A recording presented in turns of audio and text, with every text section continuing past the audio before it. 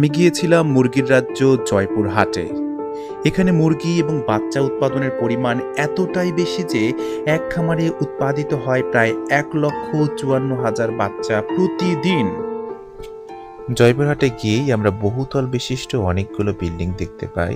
তার মধ্যে এটা একটা, যেখানে কিন্তু অসংখ্য প্যারেন্টস আছে এবং নিচতলায় কিন্তু বাচ্চা উৎপাদন কেন্দ্র। আমরা কিন্তু হ্যাচারির একদম ভিতরে প্রবেশ করছি। প্রবেশ করেই দেখতে পাচ্ছি কর্মযোগ্য, যেখানে কিন্তু বাচ্চাগুলো দেখেনি আলাদা করা হচ্ছে। আরেকটু ভিতরে যাবো এবং ভিতরে গেলে আপনাদেরকে মেশিন গুলো দেখাবো, যেখান থেকে আসলে বাচ্চা উৎপাদন করা হয়, অর্থাৎ ডিম থেকে বাচ্চাগুলোকে বের করা হয়। এই যে দেখেন, এই যে মেশিন গুলো দেখতে পাচ্ছেন, এগুলোকে বলা হয় সেটার। এবং এই সেটারের মধ্যে কিন্তু আসলে 17 বা 18 দিন কিন্তু এখানে রাখা হয়। রাখার পরে কিন্তু এখান থেকে পর্যায়ক্রমে ওই পাশে মেশিন আছে বেশ কিছু, সেগুলোকে বলা হয় সেটার। এবং সেটারের মধ্যে ঢোকানো হয়। ওখানে 3 দিন রাখার পরে কিন্তু বাচ্চাগুলো রেডি হয়ে যায় আসলে বের করার জন্য। তারপরে কিন্তু বাচ্চাগুলো বের করা হয় সেই সেটার থেকে। একজন মালিকের খামার আছে প্রায় 72 বিঘা জমির উপর, যেখানে বহুতল বিশিষ্ট অনেক বিল্ডিং আছে। 50,000 মুরগি শুধুমাত্র রাখাই হয়েছে ডিম উৎপাদনের জন্য। প্রতিটা হ্যাচারে বাচ্চা থাকে 19,300। আমরা যদি একদিনে হিসাব করি তাহলে 1,54,400টি বাচ্চা উৎপাদিত হয় একদিনে।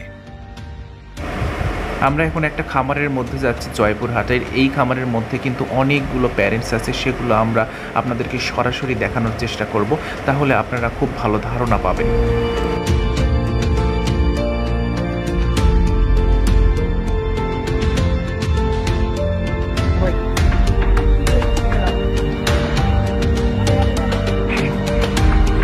আমি কিন্তু চলে আসছি এখন দ্বিতীয় তলাতে। আপনাদেরকে একটু দেখাবো যে আসলে এই খামারটা আসলে কেমন। দ্বিতীয় তলাতে আসছি। এগুলো হচ্ছে ক্লাসিক হাইব্রিড জাতের প্যারেন্টস। এই প্যারেন্টসগুলোর ওজন 4 থেকে 5 কেজি। এগুলোর বৈশিষ্ট্য হচ্ছে এটা সোনালির থেকে দ্রুত ওজন আসে এবং প্রায় 60 দিনে বাজারজাত করা যায়। এই যে দেখেন, এই মুরগিগুলো কিন্তু ডিম পেড়ে রেখেছে। সকালবেলা একবার ডিম ওঠানো হয়েছে, আবার বিকেলবেলা ডিম ওঠানো হবে। অন্যান্য মুরগিগুলো ডিম পাড়ার জন্য খাপের মধ্যে বসে গেছে। এইরকম 10টা খামারও যদি জয়পুর হাটে থাকে তাহলে বাচ্চা উৎপাদন দাঁড়ায় প্রায় 15 লক্ষ প্রতিদিন।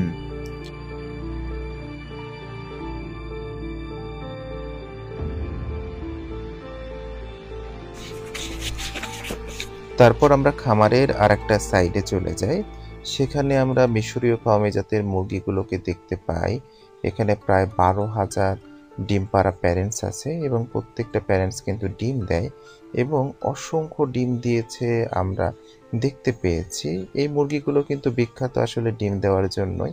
তাছাড়াও কিছু বিশেষত্ব হচ্ছে, এগুলো কিন্তু বাড়িতে ছেড়ে দিয়ে পালা যায় দেশি মুরগির মতো। এদের মাংসও কিন্তু স্বাদ, এরা কিন্তু দেখতেও সুন্দর, খাবার তুলনামূলক কম গ্রহণ করে, রোগ প্রতিরোধ ক্ষমতা তুলনামূলক অন্যান্য মুরগির থেকে বেশি। তাই অনেক খামারই এগুলো ডিম উৎপাদনের জন্য আসলে বাণিজ্যিকভাবে পালন করতেও পছন্দ করেন।